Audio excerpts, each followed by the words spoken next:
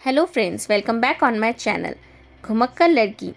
मैं हूं निशा और आज हम घूम रहे हैं औरंगाबाद में हमारा दूसरा दिन है और हम आज निकल चुके हैं एलोरा केव्स देखने। औरंगाबाद से एलोरा केव्स की दूरी लगभग 28 किलोमीटर है, तो हमने इसके लिए बाइक रेंट पे ली है। मैं सजेस्ट करूंगी कि अगर आप 2 मेंबर हैं तो आप बाइक रेंट पे ले सकते हैं।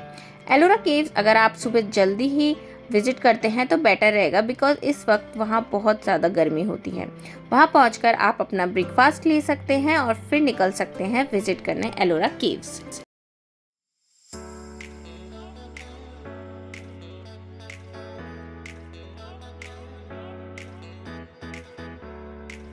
एलोरा की गुफाएं महाराष्ट्र के औरंगाबाद जिले में वेरूल नामक यानी कि एलोरा नामक स्थान पर स्थित है। इन गुफाओं के अंतर्गत 7वीं से 9वीं शताब्दी के बीच 34 शैलकृत गुफाएं बनाई गई थी, जिसमें 1 से 12 तक बौद्ध की, 13 से 29 तक हिंदुओं और 30 से 34 तक जैन गुफाएं हैं।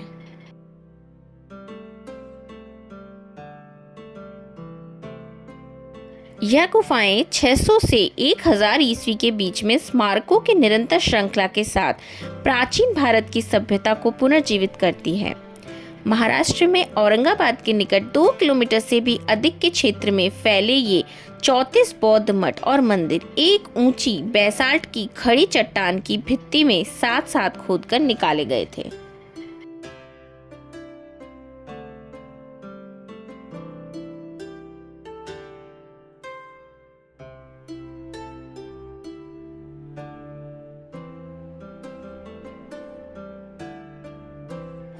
इन गुफाओं की खोज पहली बार 1819 में हुई थी, जब एक ब्रिटिश अधिकारी जॉन स्मिथ एक बाघ का शिकार करते समय गलती से घोड़े की नाल के आकार की चट्टान पर ठोकर खा गए थे।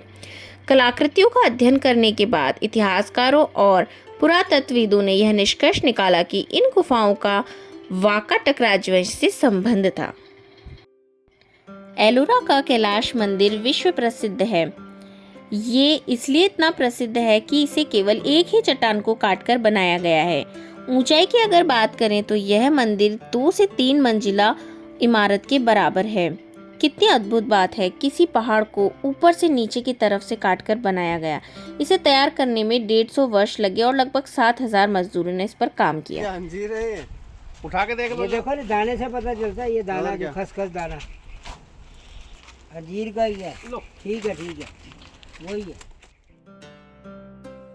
इन गुफाओं को देखने के लिए आप लोगों के पास पर्याप्त समय होना चाहिए, क्योंकि इनकी वास्तुकला और शिल्पकारी को देखकर आप नतमस्तक हो जाएंगे।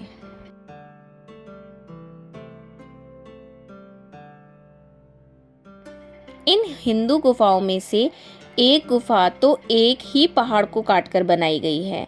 इस गुफा में मंदिर, हाथी और 2 मंजिली इमारत छेनी और हथौड़ी से तराशकर बनाई गई है। मैंने जब इन शिल्पकारों की कारीगरी को देखा तो मैं आश्चर्यचकित रह गई, क्योंकि छेनी हथौड़ी से तराशकर भव्य निर्माण करना धैर्य और श्रम साध्य कार्य है। इसे देखकर ऐसा लगता ही नहीं है कि इस कार्य को किसी मानव ने अंजाम दिया है। लगता है किसी असीम शक्ति के मालिक या किसी महामानव ने निर्माण कार्य को अंजाम दिया है।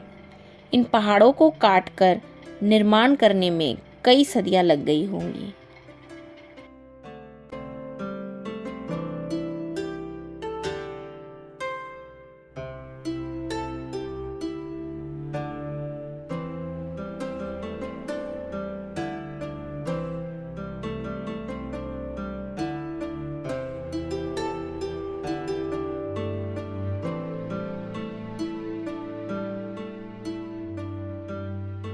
यूनेस्को द्वारा 1983 से विश्व विरासत स्थल घोषित किए जाने के बाद अजंता और एलोरा की तस्वीरें और शिल्पकला बौद्ध धार्मिक कला के उत्कृष्ट नमूने माने गए हैं और इनका भारत में कला के विकास पर गहरा प्रभाव है।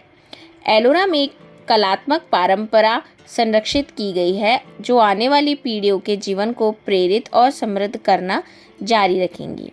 न केवल ये गुफा संकुल एक अनोखा कलात्मक सृजन है, साथ ही यह तकनीकी उपयोग का भी उत्कृष्ट उदाहरण है, परंतु ये शताब्दियों से बौद्ध, हिंदू और जैन धर्म के प्रति समर्पित हैं।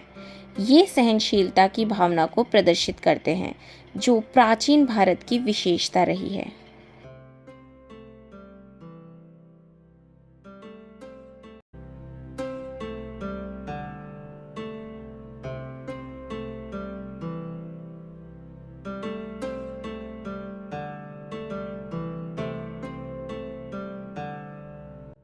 एलोरा गुफाओं की इस खूबसूरती कारीगरी को शब्दों में बयान करना नामुमकिन है।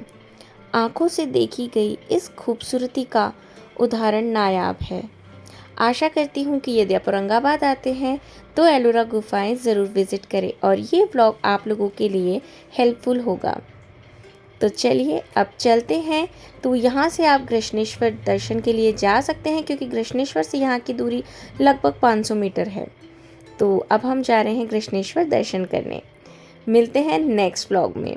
तब तक के लिए bye and please like, subscribe and share.